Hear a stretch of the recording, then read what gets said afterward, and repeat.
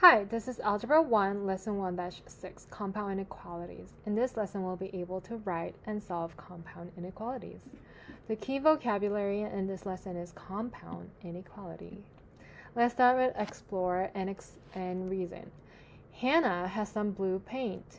She wants to lighten the shade because it's too blue, so she mixes in 1 cup of white paint. The color is still too dark, so Hannah keeps mixing in 1 cup of white paint at a time. After adding 4 cups, she decides the color is too light. Oh no, there's a problem.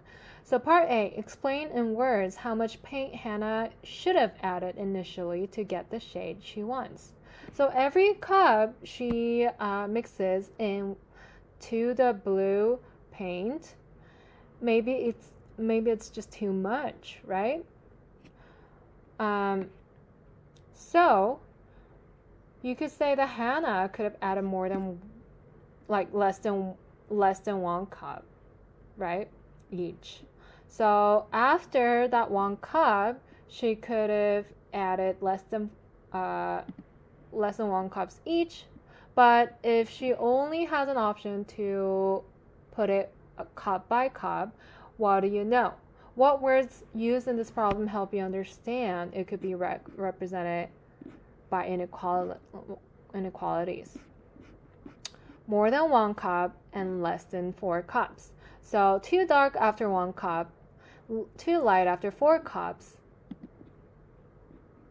lets you know that Hannah should have added more than 1 cup and less than 4 cups of white paint to get the shade of blue she prefers.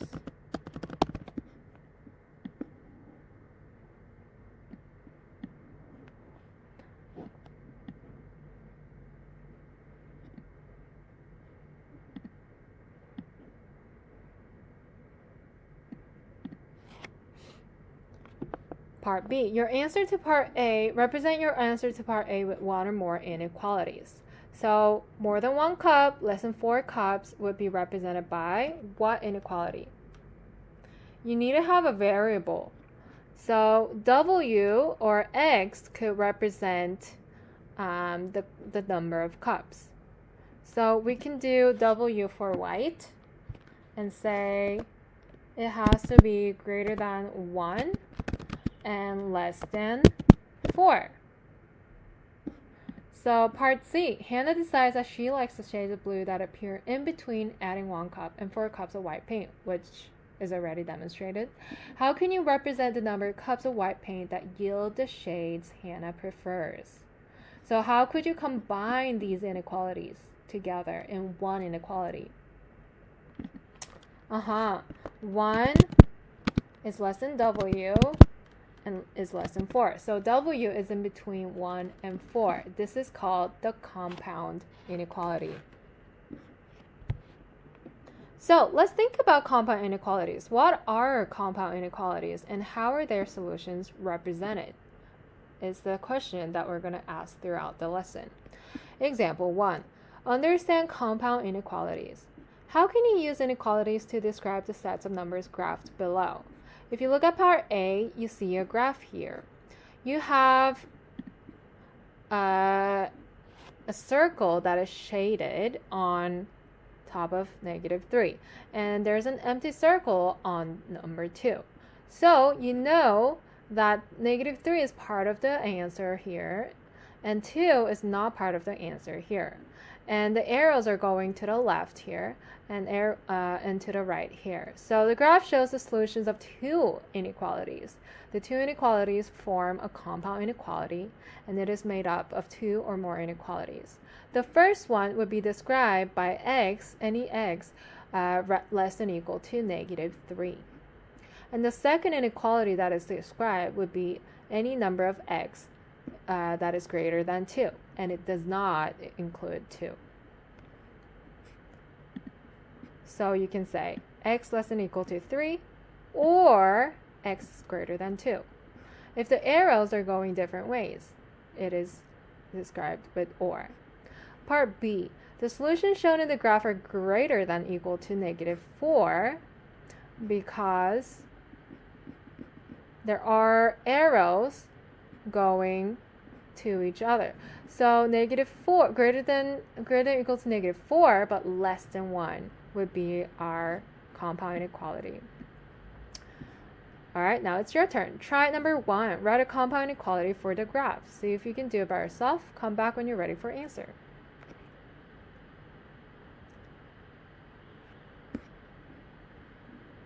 So as you can see, when the inequalities overlap, you can use and combine the two inequalities into a compound inequality like that. So you're going to write a compound inequality for this graph as well. You can see that the inequalities overlap. You have to have an x less than 6 but greater than, less than or equal to 6 but greater than -2. So you're going to have x greater than 2 and x less than or equal to 6, or as a compound inequality, you can do -2 less than x and less than or equal to 6. Okay?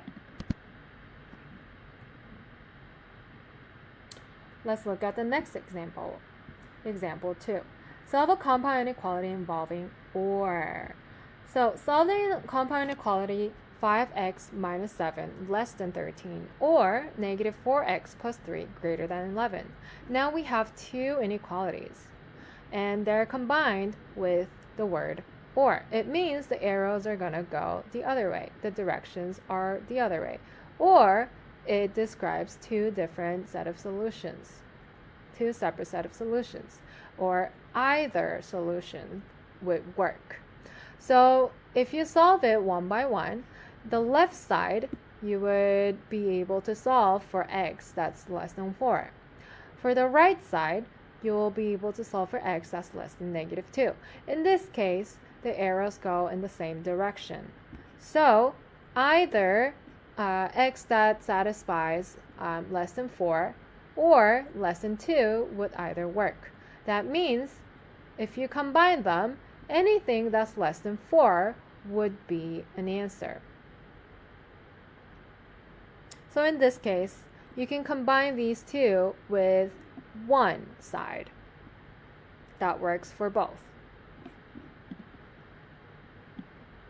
Okay, so try number 2. Solve the compound inequality -3x plus 2 greater than -7 or 2 times parentheses x minus 2 greater than or equal to 6 and graph the solution. See if you can do it by yourself. Pause the video and come back when you're ready for answer.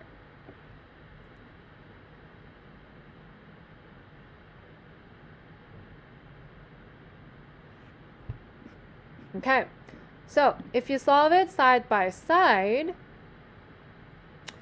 first you're going to solve for the left one. You can subtract 2 on both sides and get -3x is greater than -9. And then you want to divide by -3. Remember the properties of inequality. If you divide or multiply by a negative number, you need to flip the sign. So x becomes less than the other side. X is less than -9 divided by -3, which is simplified to +3. And this is all, or it's all combined with this inequality. So looking at your right hand inequality, you can first distribute the parentheses. 2 times x and 2 times -2 will become 2x minus 4 is greater than 6. And then you can add 4 on both sides to get 2x greater than 6. Remember, adding and subtracting doesn't involve changing your, flipping your inequality sign. And then you'll divide by 2, and it's a +2. You're dividing by +2, so you don't have to change your sign. sign. So 6 divided by 2 is 3. So so your answer is x less than 3 or x greater than 3. Wait.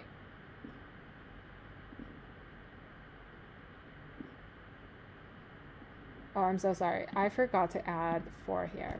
So that's greater than 10. And then 10 divided by 2 is 5. So x less than 3 or x greater than 5 will be our answer. So graphing the solution,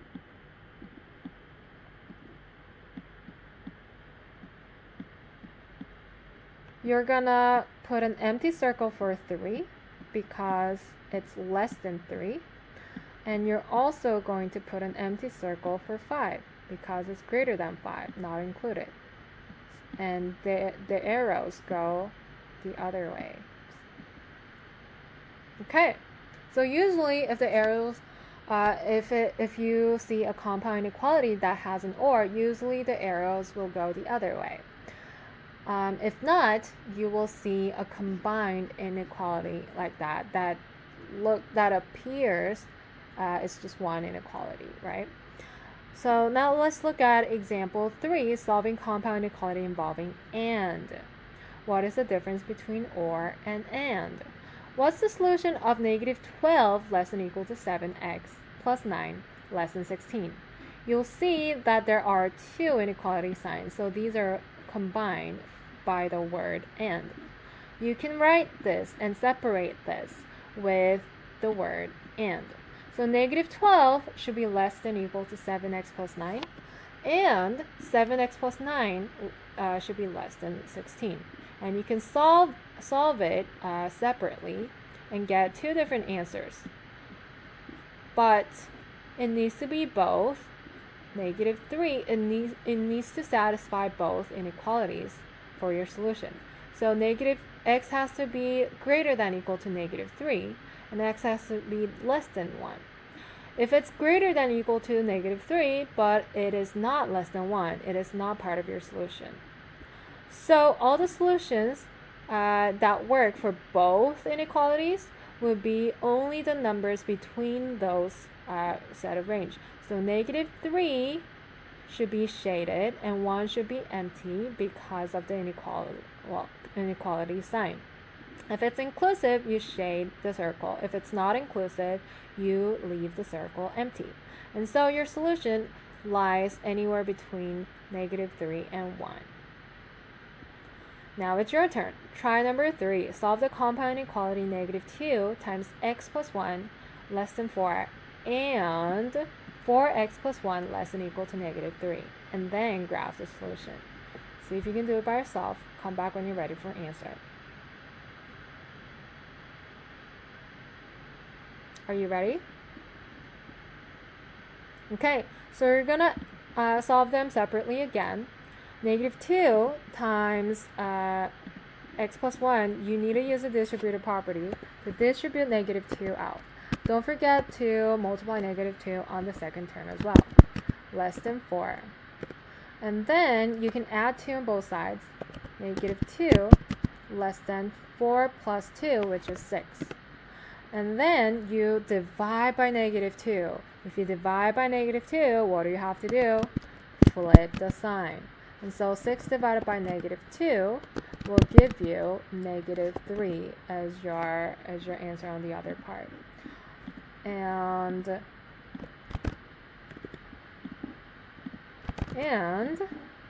solving this part. For x plus 1 less than or equal to negative 3, you're going to subtract 1 on both sides.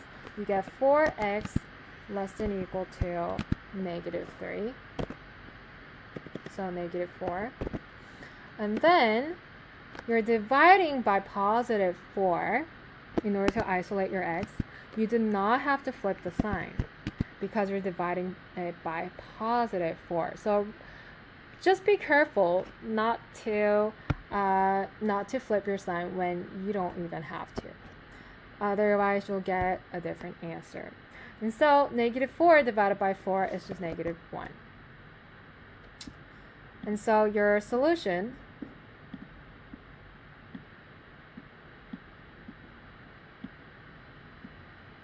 would be x greater than negative 3 and x less than equal to negative 1, which combines into one inequality saying negative 3 is less than x, which is less than equal to negative 1. And graphing the inequality, you need to make sure that there are empty circles and shaded circles. So negative 3 is an empty circle because it is not inclusive. And x is greater than negative 3 until it hits negative 1, and you need to shade the circle because it is inclusive on the negative 1 side. And make sure it is very obvious. Okay, that is the answer for try number 3. Let's look at the next example, which is the last example. We're going to apply by solving problems involving compound inequalities. Enrique plans to diet for his dog, River. River consumes between 510 and 540 calories per day. If River eats 1.5 servings of dog food each day, how many treats can she have? So the dog food that he needs to eat every day has 320 calories per serving. And if the dog eats 1.5 servings of dog food each day, you can multiply these two to get how many total calories he eats each day. And the remaining calories for the range 510 and 540 would give you how many treats he could eat. So you can model the situation with a compound inequality. You can let x represent the number of treats River can have each day. And remember that you know what x represents. Write an expression to represent River's total daily calories. So 1.5 servings at 320 calories per serving gives you 480. 320 times 1.5 is 480. And x treats at 15 calories per treat is 15x. And you can add them to represent the calories that he will take. And so using the calorie intake he consumes each day, you can write a compound inequality using the minimum and the maximum calories. So at least 510 calories and at most 540 calories means you're gonna include 510 and 540.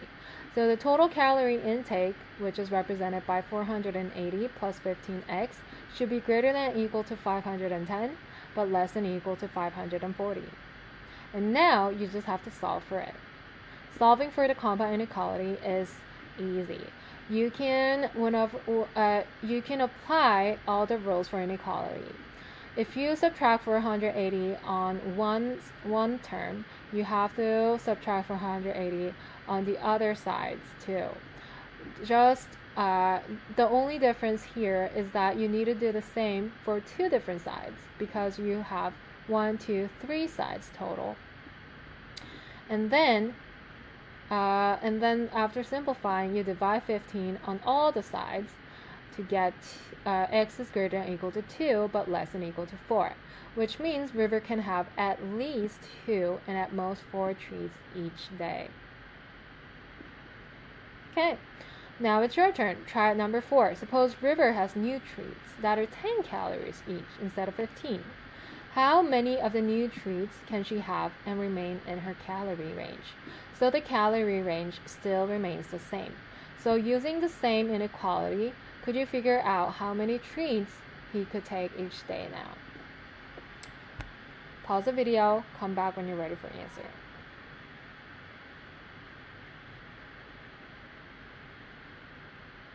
Okay, are you ready? So you're going to use the same inequality here.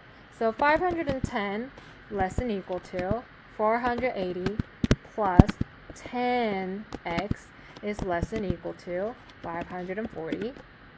if you want to solve for it, you can subtract 480 on all the sides and get the same thing. 30 less than equal to, now it's 10x instead of 15x, less than equal to 60. And you divide 10 on both sides instead of dividing by 15. You get 3 less than equal to x less than equal to 6, which means she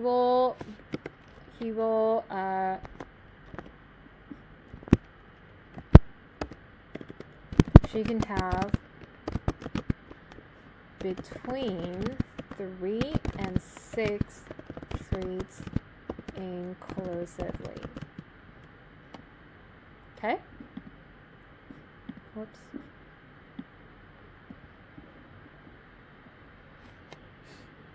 All right, so let's summarize our lesson. Compound inequalities. The solution of a compound inequality involving or includes the solution of one inequality as well as the solutions of the other inequality. So if it satisfies either way of the solution, then it is still a solution. The solution of a compound inequality involving and includes only solutions of both inequalities where they coincide.